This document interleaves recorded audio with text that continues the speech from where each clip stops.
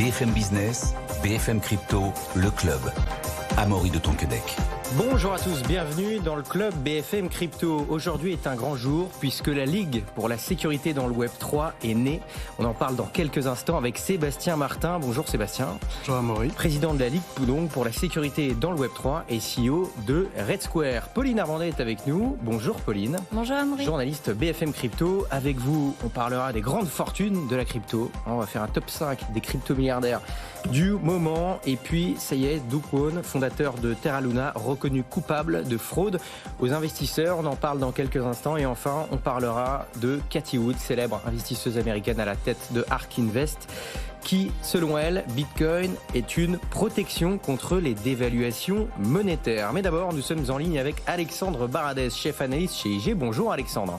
Bonjour Amaury, bonjour à tous. Alexandre, on fait un point technique avec vous sur la situation. Hier soir, le Bitcoin était à 69 000 $. Depuis un mois, c'était relativement calme. Et puis, aujourd'hui, quasiment plus 5%. On est à plus de 72 000 $ à l'instant où on se parle, sachant que le dernier record est à un peu plus de 73 000 $. Qu'est-ce que ça nous dit, Alexandre, sachant qu'on a des statistiques attendues cette semaine? Oui. Au niveau macroéconomique, du côté des États-Unis, on attend l'inflation américaine mercredi et jeudi. Oui, c'est ça. Alors effectivement, qu'est-ce que ça nous dit? Depuis maintenant un mois et demi qu'on se parle toutes les semaines, c'est vrai que la situation est celle d'un marché qui consolide en fait. On a eu un énorme rallye précédent et on ne cesse d'osciller un peu au-dessus, un peu en dessous de 70 000, même parfois un peu en dessous, plutôt vers 60 000 même. Mais on a un axe central, si vous voulez, si on désigne une sorte de zone pivot de toute cette zone depuis un mois et demi, c'est à 67 000, 68 000. C'est-à-dire en gros, c'est un peu comme une brochette. Il y a l'axe central et puis un peu au-dessus, un peu en dessous. C'est ça la zone pivot depuis un mois et demi. La grosse question, c'est est-ce qu'après cette phase un peu latérale, très latérale, est-ce qu'on explose vers les 100 000? Est-ce que c'est l'étape d'après? Ou est-ce que l'étape d'après, c'est plutôt un retour vers les 50 000? En gros, c'est un peu comme ça qu'il faut voir le schéma actuel. C'est moins les variations intraday qu'après cette séquence de plusieurs semaines. Est-ce qu'on sort par le haut ou est-ce qu'on revient un peu plus bas vers les 50 000? On remarque un pattern assez intéressant ces derniers jours, c'est une configuration où on voit que Bitcoin, comme l'or, comme d'autres métaux, sont dans une phase d'accélération assez forte, et ça peut paraître paradoxal, malgré la très nette remontée des taux américains. On voit que le 10 ans américain, qui est le taux de référence, il s'est redressé sur des niveaux qu'on n'avait pas vus depuis novembre dernier, à plus de 4,40%. Donc c'est un niveau important. On voit aussi que les taux réels, les taux qui tiennent compte de l'inflation, se redressent aussi. Et normalement, dans un contexte comme celui-ci, quand les taux se redressent, les actifs considérés sans rendement, comme l'or, comme le Bitcoin, sont censés être plutôt défensifs. Donc là, une explication qu'on pourrait trouver à ça, au-delà de l'actualité propre aux cryptos, j'entends, ça pourrait être, vu que l'or c'est un peu pareil, c'est-à-dire ne tient plus trop compte du dollar ou des taux, c'est peut-être qu'il y a un côté valeur refuge qui est recherché ces derniers temps. Alors, pour refuge contre quoi? On a quand même cette impression que l'aspect géopolitique peut un peu contenir l'équation. Je ne suis pas du tout convaincu que ce soit les questions d'inflation à court terme ou autre, parce que dans ce cas-là, pourquoi les taux se redresseraient haut? Vous voyez, il me semble, c'est plutôt une réaction un peu de protection. On va rechercher ces actifs, l'or qui empile record sur record et Bitcoin qui est toujours très haut. Il me semble que c'est en réaction à ça, une sorte de protection contre un risque peut-être par rapport à la situation Ukraine-Russie ou par rapport à la situation Iran-Israël ou Iran-États-Unis. Donc pour ne pas faire trop long, vous l'avez dit, il y a une grosse semaine qui concerne l'inflation américaine.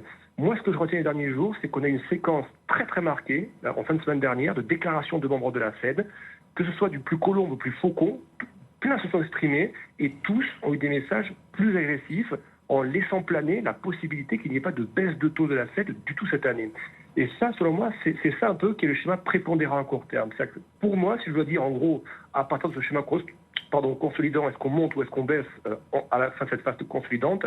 Moi, je suis un petit peu désolé d'être un peu rabat-joie depuis quelques semaines. C'est pas négatif, encore une fois, les 100 000, on va y aller à un moment donné, j'ai pas trop de doute là-dessus. Mais si on doit dire, est-ce qu'on va d'abord peut-être visiter les 50-60 avant d'aller à 100 000? Moi, vu la situation d'inflation actuelle, de taux actuel, de déclarations récentes des membres de la Fed, avec des matières premières qui rebondissent ou autres, je resterai un peu défensif, pas bien méchant, mais je considère que la zone plus propice à l'environnement macro actuel, c'est plutôt 50-60 avant d'aller vers les 100 plus tard. Bon, donc ce que vous nous dites, Alexandre, aujourd'hui, c'est que ça peut paraître paradoxal, mais ce serait la Fed qui, a priori, donnerait un peu la tendance plutôt haussière ou baissière du Bitcoin à venir. Je note qu'aussi, on est à 11 jours du halving pour l'instant qui aurait lieu à cet instant, le 19 avril prochain. Donc on suivra ça. On voit que dans les cycles précédents, le vrai marché haussier, ce qu'on appelle le bull run, dans les statistiques précédentes, a eu lieu environ entre 80 et 100 jours après le halving, ce qui nous amènerait au mois de juin prochain. Merci beaucoup Alexandre Baradez, chef analyste chez IG, d'avoir été avec nous. Bonne journée Alexandre. Pauline, on vient de parler avec Alexandre Baradez du prix du Bitcoin. Ça nous fait une transition un peu toute trouvée avec votre premier sujet du jour, qui sont les 5 crypto-milliardaires, Pauline, du moment. Qui sont-ils ? Et est-ce que le classement a changé avec la hausse récente du Bitcoin ? Je le rappelle, on sort ce qu'on appelle un hiver crypto. Là, aujourd'hui, le Bitcoin est quand même pas mal remonté, même beaucoup, puisqu'il a battu son record historique il y a quelques semaines. Où en est ce classement ? Alors, est-ce que tu savais, Amaury, qu'on compte aujourd'hui 17 crypto-milliardaires dans le monde ? Il y en a 17 carrément, ok. Et c'est quand même pas mal parce que l'an dernier, il y en avait 9. Donc là, c'est vrai qu'avec la hausse du Bitcoin, comme tu dis, ça a profité effectivement à pas mal de personnes. Et donc, sur ces 17 crypto-milliardaires, donc leur fortune totale pèse 93 milliards de dollars. Donc le premier, je pense que tout le monde le connaît évidemment dans l'écosystème crypto, c'est Changpeng Zhao. Donc CZ, le fondateur et ex-patron de la bourse crypto Binance. Et c'était lui le numéro 1 même avant ? C'était lui le numéro 1 avant. Enfin, ça fait déjà 3 années de suite qu'il a cette place de premier crypto-milliardaire de l'écosystème crypto. D'accord, donc lui, il n'a pas été détrôné par rapport à tout ce qui s'est passé. C'est toujours le numéro 1 cette année. Et c'est ce qui est d'ailleurs étonnant parce que Binance a vécu quand même de nombreux bouleversements, notamment au cours de l'année 2023 et du fait que la plateforme a vécu des problèmes à la fois techniques et même quelques affaires avec la justice américaine. Elle avait dû payer une grosse amende. Dans le cadre de cette amende d'ailleurs, CZ a dû quitter son poste à la fin de l'année dernière, mais il reste quand même le premier crypto-milliardaire parce que il détient une grosse participation dans Binance et ce qui fait que sa fortune est quand même passée de 10 milliards de dollars donc en 2023 à 33 cette année. Il a profité de la hausse des cours. En régie, on me demande si je fais partie des 5 spoilers. Je n'en fais pas partie. Voilà, en tout cas pas encore. Donc, Pauline, en tout cas, donc CZ, Changpeng Zhao le premier. Les autres, qu'est-ce que ça nous dit ? Alors pour les autres, celui qui arrive en deuxième position, c'est Brian Armstrong, donc qui est le patron du géant des crypto-monnaies Coinbase, qui a évidemment pris beaucoup d'importance au cours des dernières années. Sa fortune donc est passée de 2,2 milliards de dollars en 2023 à 11 milliards de dollars cette année en 2024. Encore une fois, comme Binance, pourquoi sa fortune est aussi importante ? C'est parce qu'il a aussi une participation importante dans cette bourse crypto, à hauteur de 18%, et que Coinbase est l'une des rares bourses crypto aussi à être introduite en bourse, et elle a fait quand même de bons résultats l'an dernier. Donc, lui, il a fait des petites opérations, notamment de vente au niveau de sa bourse qui font que sa fortune s'est considérablement augmentée. Très bien. Et Pauline, les trois autres fortunes crypto, vous avez les noms sans forcément tout détailler. Mais... Alors les 3 autres, on a Giancarlo Devassini qui lui est en fait le directeur financier de la société Tether et donc qui est vraiment à la tête du plus gros stablecoin aujourd'hui sur le marché, l'USDT. Il y a aussi son patron qui est effectivement crypto milliardaire qui s'appelle Paolo Arduano. Et enfin, le 4e, c'est, je retrouve mes notes, Michael Saylor. Michael Saylor, ok, effectivement. Un des grands bitcoiners maxi. Beaucoup de crypto, notamment via MicroStrategy, qui est sa société. Voilà. À l'heure actuelle, sa fortune personnelle, il a plus de 17 000 bitcoins qu'il avait acheté autour des 9 000 dollars. Donc oui. Il a eu du flair, on peut le dire. Il a eu du flair. Merci beaucoup Pauline pour ce sujet. À noter que si ce sujet vous intéresse, il est retrouvé sur notre site BFM Crypto. Sébastien Martin, je le disais, président de la Ligue pour la sécurité dans le Web3 et CEO de Red Square. Vous êtes aujourd'hui pour une bonne nouvelle. C'est tout simplement le jour du lancement de cette fameuse Ligue pour la sécurité dans le Web3, à l'initiative de Red Square. Avant de nous expliquer en quoi ça consiste, comment vous est venue l'idée de créer cette association, cette Ligue pour la sécurité du Web3 ? À quels besoins il fallait répondre absolument ? Déjà, merci de me recevoir. C'est un plaisir d'être ici. Effectivement, pour nous, c'est un grand jour. On lance la Ligue pour la sécurité du Web3. Pour nous, si vous voulez, il fallait structurer l'écosystème de la sécurité. C'est-à-dire que pour beaucoup d'acteurs de la sécurité au quotidien, on a le sentiment qu'on manque de repères. Et donc, beaucoup estiment proposer une approche, des solutions à des problèmes, mais tous nous remontent le fait qu'on manque de repères. Donc, l'objectif de la Ligue, déjà, c'est de, conscient de cette situation-là, en apporter. Ensuite, la sécurité est une condition, on va dire, sine qua non de l'adoption. C'est-à-dire que sans sécurité, il n'y aura pas d'adoption. Et donc, il faut structurer la sécurité au sein du Web3 et tout simplement nous n'avions jusque-là pas de cadre tout simplement pour y contribuer. Ensuite, le point qu'on voulait souligner, c'est qu'il y a une multitude d'acteurs qui participent à la sécurité. C'est-à-dire ça peut être des acteurs publics, et là je fais référence à la présence du ComCyber du ministère intérieur dans le board de la Ligue, et qui est représenté par le général Christophe Husson à titre honorifique dans notre board, et c'est vraiment pour nous un véritable honneur. Et donc on a besoin d'acteurs publics, on a besoin d'acteurs privés, et d'une grande diversité, si vous voulez, d'acteurs privés. Ça peut être des avocats, ça peut être des communicants, ça peut être des sociétés d'investigation, des hackers, enfin des experts en cybersécurité. Donc, l'idée, Sébastien, c'est qu'il y a déjà des gens qui faisaient des choses pour la sécurité du Web3, mais l'idée, c'est de les faire travailler ensemble finalement. Exactement. Donc c'est de leur offrir le cadre. Donc ce que nous lançons aujourd'hui, déjà, c'est un cadre pour les acteurs de la sécurité du Web3. Et ensuite, c'est d'être le porte-parole de notre industrie de la sécurité du Web3. C'est-à-dire que dans notre industrie, aujourd'hui, il y a des enjeux absolument majeurs. Par exemple, je vais zoomer sur quelques défis. C'est par exemple l'enjeu du financement des solutions de sécurité. Je vais zoomer un petit peu. Par exemple, aujourd'hui, on a beaucoup de financement sur l'amorçage. Mais après l'amorçage, lorsqu'il s'agit plutôt d'atteindre une phase de croissance... Donc là, vous parlez de la création d'une société, pour ceux qui nous rejoindraient. Exactement. Ça, quand on crée une société, au début, exactement. Quand on a besoin de financement, exactement. On a du mal à financer la sécurité du coup de ces sociétés, c'est ça ? Exactement. On a du mal à financer ce financement. Pourquoi ? Parce que les investisseurs voient encore le marché de la sécurité du Web3 comme émergent. Donc, il faut aussi les sensibiliser au fait de dire que c'est une industrie qui va se développer au fur et à mesure que l'industrie du Web3 se développe.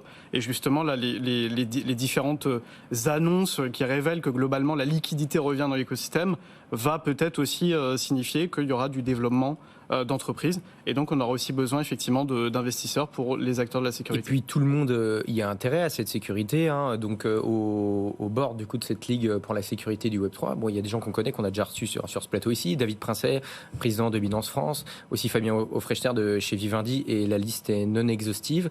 Il y a différents acteurs, il y a quoi ? Il y a des avocats, des plateformes d'échange. C'est quoi les profils ? Il y a un peu tous les profils qu'on peut retrouver dans le Web3 ? Il y a un peu tous les profils. En tout cas, on essaye. Et puis, comme c'est le lancement, on va encore plus développer. Et vraiment, donc, ce sur quoi j'insiste, c'est cette présence publique-privée qui est indispensable. De structurer l'écosystème de la sécurité qui est une condition sine qua non de l'adoption. Et je dirais qu'on aura aussi des enjeux de plus en plus aussi internationaux. Je m'explique. La réglementation devient in fine européenne du fait de MiCA d'ici la fin de l'année. Il faudra, je dirais, être en capacité d'avoir une approche européenne sur ces sujets de sécurité. Et pour nous, ça part aussi du terrain. Donc commençons en France, puisque c'est des sujets aussi très régaliens. Et puis petit à petit, brodons au niveau européen. Et donc c'est aussi notre ambition et ce que nous avons sur la table. Et puis effectivement, ça peut être aussi peut-être l'occasion de collaborer avec, entre guillemets, certains services de l'État pour aider, quand il y a des hacks ou des choses qui sont pénalement répréhensibles dans le Web3, d'avoir une sorte d'association qui aide à retrouver certains acteurs qui pourraient être malveillants, c'est ça ? Exactement. Donc on s'est inspiré du modèle de coalition qu'il y a aux Pays-Bas. aux Pays-Bas, il y a on va dire cette idée qu'on trouve très moderne, qu'on est ensemble, on est une industrie. Et si un acteur de notre industrie a une difficulté, on doit être en capacité de l'aider. Et donc cela vaut aussi pour le public. Si demain, il se passe une attaque ou on va dire une situation de scam absolument massive, il faut être en capacité d'y répondre. Et sur ces enjeux, il y a un enjeu de vitesse. Il faut aller extrêmement vite, ce qui nécessite déjà de structurer ce réseau et de tout simplement avoir une caisse de résonance rapide et efficace, opérationnelle. Et donc, c'est ce que nous sommes en train de créer.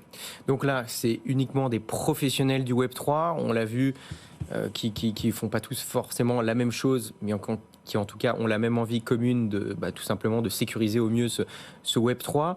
Qu'est-ce que ça va changer concrètement dans un premier temps pour les particuliers ? C'est pas eux qui sont visés au départ, c'est d'abord les acteurs du Web3 qui se sécurisent entre eux et après, indirectement, aider les particuliers, pour les particuliers qui nous écoutent ? Exactement. Donc, on va dire on est une association à but non lucratif professionnel. Donc, nous ciblons les professionnels de la sécurité. Donc, on a déjà vocation à structurer cet écosystème.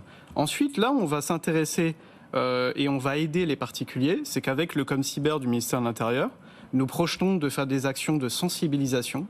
Exemple, je me suis fait scam, comment réagir ? Avoir un ABCDR et un point de repère.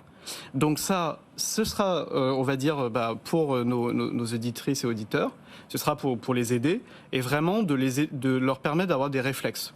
Puisque dans ces situations-là, encore une fois, il faut aller extrêmement rapidement. Donc là, ça leur permet d'avoir quelqu'un à qui ils peuvent s'adresser, ce qui n'était pas le cas avant-hier.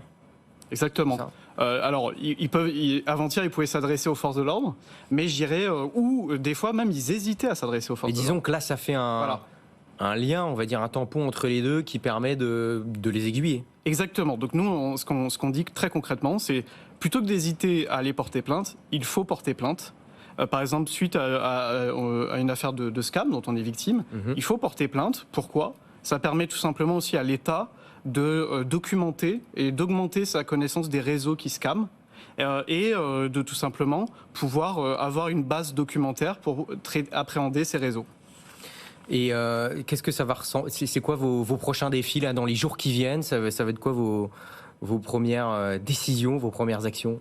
Les premières actions, ça va être qu'aujourd'hui, on a lancé la communication et les membres du conseil d'administration sont très, on va dire, sur le devant de la scène. C'est aussi de permettre à nos membres de lancer aussi la dynamique de leur côté. Ensuite, c'est dès à présent sortir justement les documents dont je vous parlais pour tout simplement éduquer le grand public. Je me suis fait scam, que faire ? Donc il y aura des infographies qui vont sortir. Ensuite, ça va être de continuer de développer l'association, puisque certes, nous avons 40 membres au lancement, mais je dirais c'est une base de départ et on a vocation justement à se développer encore. Et puis, il y aura différents projets sur lesquels on va travailler, qui sont pour le coup de plus longue haleine, et on en parlera effectivement en temps voulu. Justement, en parlant de scam, entre guillemets, crypto, Pauline, une des actualités que vous traitez aussi aujourd'hui, c'est moins sympa que les crypto-milliardaires, c'est Do Kwon, le fondateur de la monnaie Terra Luna, qui a été reconnu en fin de semaine dernière coupable de fraude aux investisseurs. Oui, c'est une décision qui met fin en fait à un procès qui avait été intenté par le gendarme américain boursier, donc la SEC, à l'égard de Do Kwon et de sa fondation Terra Labs. Ce qui s'est passé, c'est que vendredi, le jury américain a tranché. Do Kwon a induit en erreur les investisseurs, en gros, en leur faisant croire en la fiabilité ou en tout cas la crédibilité de son écosystème Terra Luna. Peut-être juste un petit point de rappel. Donc au printemps dernier, printemps 2022, c'est vrai que l'écosystème crypto a été particulièrement bouleversé, que ce soit côté crypto-monnaie comme côté stablecoin. Et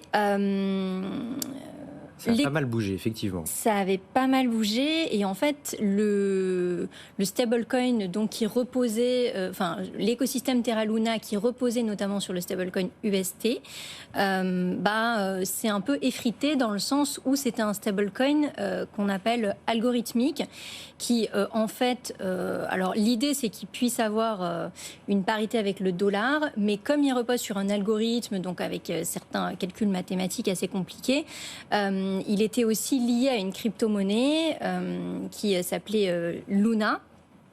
Et en fait, au printemps dernier, le stablecoin n'a pas forcément tenu. Les investisseurs ont décidé en fait de s'en débarrasser. Voilà. Et quand tout le monde veut vendre en même temps, souvent ça cause des problèmes. Et donc le stablecoin s'est effondré et la crypto-monnaie avec. Donc la crypto-monnaie Luna. Et donc, au final, il n'y a pas eu des pertes minuscules. Il y a eu plus de 40 milliards de dollars qui ont été perdus, notamment de particuliers et d'investisseurs. Donc c'est ce qui a vraiment mis les personnes qui étaient au sein de cet écosystème Terra Luna dans une situation très compliquée.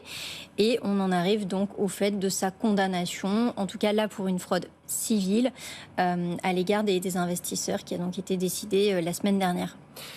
Sébastien Martin, quand on a des nouvelles comme ça, comme vient de nous donner Pauline, ou par exemple la nouvelle de la condamnation à 25 ans de prison de SBF qu'on a appris il y a quelques jours, quel regard vous portez sur tout ça ? Est-ce que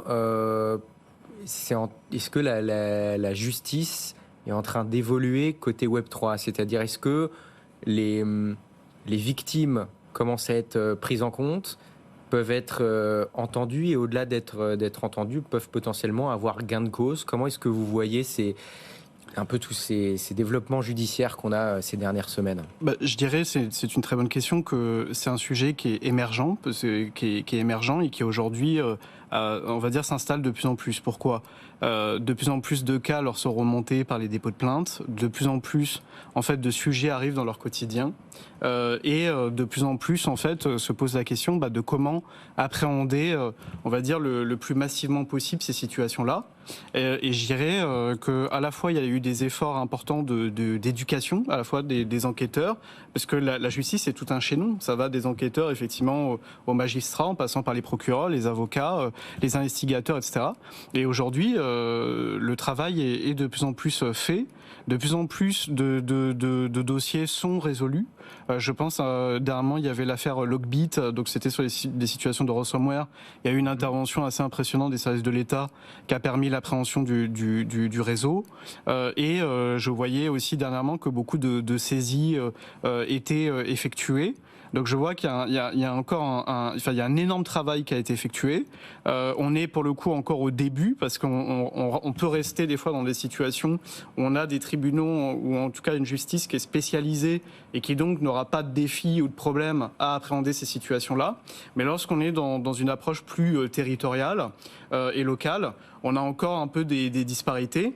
Mais ça, je dirais, il y a une conscientisation aussi de ce défi et il y a la volonté de l'État d'appréhender. Je vais prendre aussi un exemple. L'AGRASC, donc, qui est l'autorité administrative qui est chargée des saisies, en particulier des avoirs criminels, c'est régionalisé. Et justement, ils sont en première ligne face aux saisies d'actifs numériques. Et justement, force est de constater qu'ils font un travail exceptionnel. Bon, c'est noté. En tout cas, longue vie à cette ligue pour la sécurité dans le Web3. Sébastien Martin, c'est pas fini. Une dernière news, Pauline, rapide. C'est Cathie Wood, célèbre investisseuse américaine à la tête de ARK Invest, qui a déclaré que Bitcoin est une bonne protection contre les dévaluations monétaires. Oui, il y a des évaluations monétaires qui ont lieu et dont les gens ne parlent pas, a donc déclaré cette dernière sur CNBC, citant notamment les monnaies de certains pays, du Nigeria, de l'Égypte ou de l'Argentine, donc qui sont dans des situations compliquées à l'heure actuelle. Et c'est dans ce contexte, effectivement, qu'elle met en avant l'une des caractéristiques ou utilités conférées au Bitcoin, notamment celle de la protection de l'épargne de l'investisseur. valeur. Elle considère elle a qualifié le Bitcoin de, je cite, police d'assurance contre les régimes voyous. Alors là, elle n'a pas forcément cité d'étapes particulières. De qui elle parlait. Voilà, mais c'est quand même une citation qui a beaucoup fait réagir sur les réseaux sociaux. Et en fait, c'est vrai que jusqu'à présent, Cathie Wood faisait souvent des déclarations du type... À combien elle voyait le Bitcoin, je crois 1,5 million. Oui, 1,5 million, mais elle avait aussi dit 3,5 millions. Finalement, c'est 3,5 millions, la dernière. Elle a toujours des projections qui sont quand même très optimistes sur le Bitcoin. Et là, c'est vrai que le côté spéculation, on va dire, autour de l'actif n'a pas forcément été évoqué. C'était plus son côté de réserve de valeur qu'elle prône au même titre que beaucoup. Eh bien, merci beaucoup, Pauline Armandet. Donc, ces 3 articles à retrouver sur notre site BFM Crypto et votre newsletter qui arrivera dans vos boîtes mail pour ceux qui sont abonnés à 18h. Et abonnez-vous si ce n'est pas déjà fait. Merci, Pauline. Sébastien Martin, merci d'avoir été avec nous. Merci président de la Ligue pour la sécurité dans le Web3 et CEO de Red Square. Très rapidement, est-ce que vous avez un message à faire passer, si on peut encore intégrer l'association? Bien sûr, tous les membres intéressés par nos sujets, j'espère que j'aurai suscité des vocations, peuvent évidemment nous rejoindre et tout le monde sera... Qui il faut contacter, il y a une personne en particulier sur le site de la Ligue, donc lsw3.fr, il y a un onglet prise de contact et j'invite tout le monde à s'y manifester. lsw3.fr. lsw3.fr, voilà, si ça vous intéresse, allez-y. Merci beaucoup d'avoir été avec nous. Salut, bonne journée, à demain à 15h. BFM Business, BFM Crypto, le club.